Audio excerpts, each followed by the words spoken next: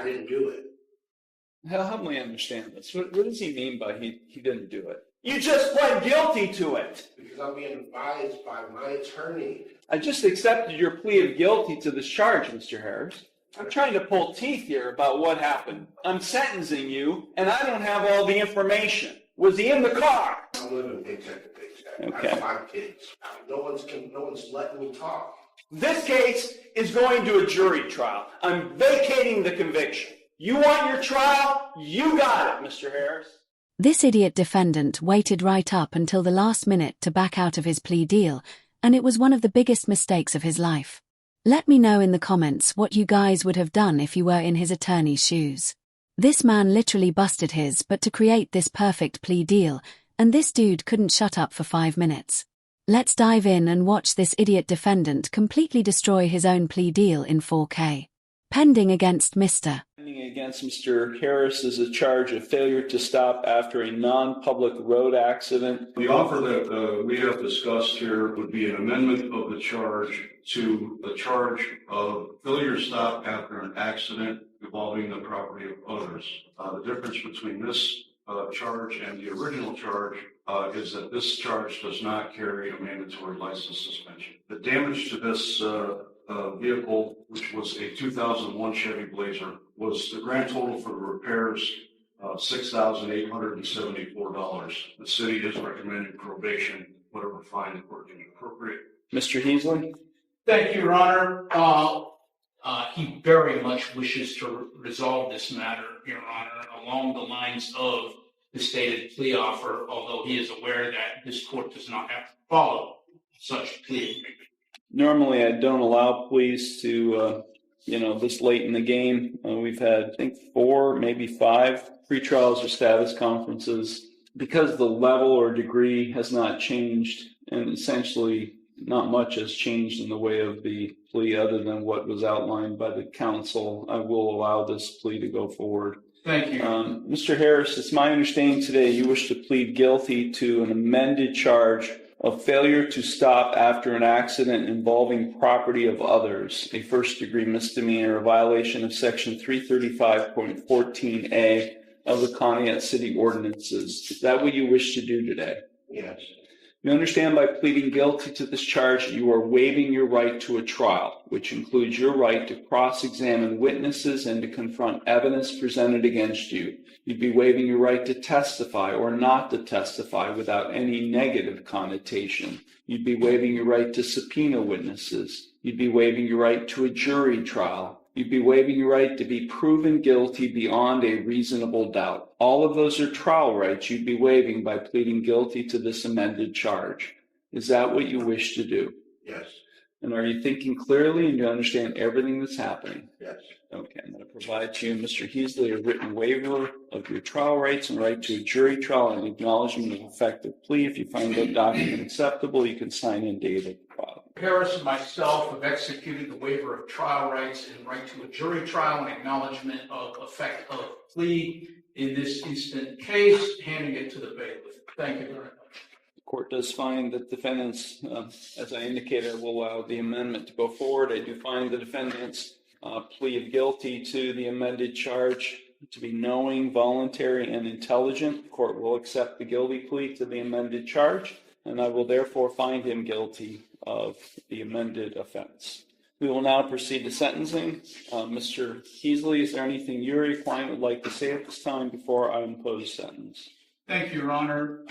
My client, as indicated earlier, does wish very much to resolve this matter, and that basically what influenced the decision not to go to trial, which of course belongs to the defendant rather than counsel. We're aware that there is restitution to be made in this matter, and hopefully that will not be a problem. And he's aware of the possible sanctions that come along with this offense. We would hope that the court not suspend his driving privileges if possible. Mr. Harris, is there anything you would like to say at this time before I impose sentence? I'm not sure I'm allowed to say so. I just hope that I keep on. say, so. That's all? Yeah. Okay. Okay. Back on December 21st, Ms. Kreider's vehicle was parked in front of her residence in the street. It was struck by another vehicle. Officers investigated the matter, determined that the vehicle belonged to Mr. Harris. And at that point in time, they found pieces of the vehicle that were there, including a piece of a Cadillac grill ornament. And they matched it to the front of Mr. Harris's vehicle, and the piece of the Cadillac grill ornament fit perfectly. So that's how it was determined that Mr. Harris's vehicle was involved in the accident. Thank you. Ms. Kreider, is there anything you would like to say at this time before I impose sentence? No? Okay.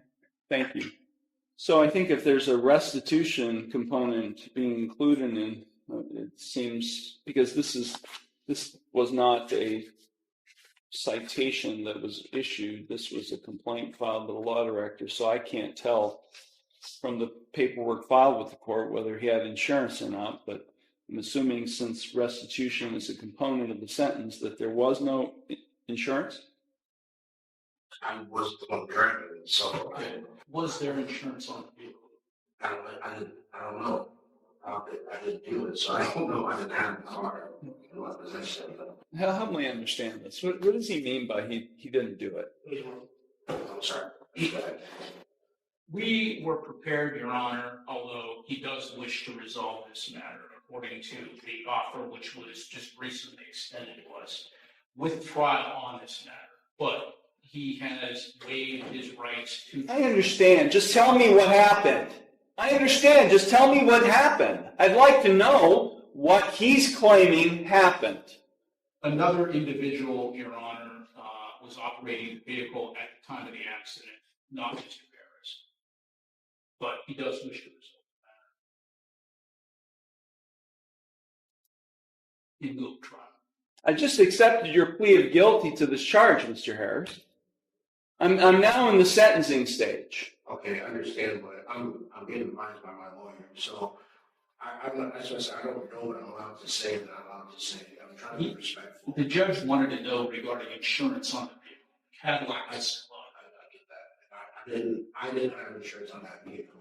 Whose vehicle was it? Okay, so the vehicle was in my name that I used. I let my brother have that vehicle because I'm trying to help him out. It's your vehicle. It was in my name. It was his vehicle. He purchased it. He bought it. Was the title transferred? No, he did not transfer the title. I'll have to continue to talk pretty well. You can talk to your attorney. I'm trying to pull teeth here about what happened. I mean, I'm sentencing you, and I don't have all the information. Okay? Was he in the car? I feel like I'm cross-examining him. Was he in the car at the time? No, sir. Okay. So here's what I'm getting at, Mr. Heasley, specifically for you. If he pleads to a charge where he's operating a vehicle in an accident, and he's not able to provide proof of insurance on the vehicle he was driving, what happens? It's a non-compliance suspension with the Bureau of Motor Vehicles. Right? I mean, I know this amendment was all about trying to avoid a license suspension, but if he pleads guilty to operation and he's not able to provide proof of insurance, then it's a non-compliance suspension. Do you have the restitution to pay today? No, sir. How long will it take you to get it? This case has been pending since December. You haven't been setting any money aside for that possible consequence? I'm living paycheck to paycheck. Okay. I have 5 kids. I'm sorry, Mr. Harris, but take a look behind you. I didn't do it. You just pled guilty to it. Because I'm being advised by my attorney. I asked last time I was here, I asked if I could talk. No one's letting me talk. Well, we've got an appeal issue right now. We got an ineffective assistance of counsel claim right now. And I'm not going to allow this thing to go up on appeal and you guys spend all kinds of time dealing with an appeal, I'm going to leave. And you guys are going to talk about this, and then we're going to resolve it, because I'm not sentencing right now. Because I'm not going to allow you to waste your time having to deal with an appeal on an ineffective assistance of counsel claim. This case is going to a jury trial. I'm vacating the conviction. This case is going to a jury trial on Thursday. You want your trial? You got it, Mr. Harris. This case is being vacated. I'm sorry, Ms. Kreider. This case is going forward to a jury trial. I'm vacating the conviction, and we are not proceeding the sentence. Unfortunately, the judge turned off the Zoom live stream, but luckily for you guys, at Logan on Earl, I always follow up with these cases. This defendant actually went to trial and he ended up getting his license suspended, and now he's on probation for up to a year. This just goes to show that you guys should always listen to your attorney. But yeah, let me know in the comments if you guys think his attorney was sabotaging him or if this guy was just an idiot. Thanks for watching, guys.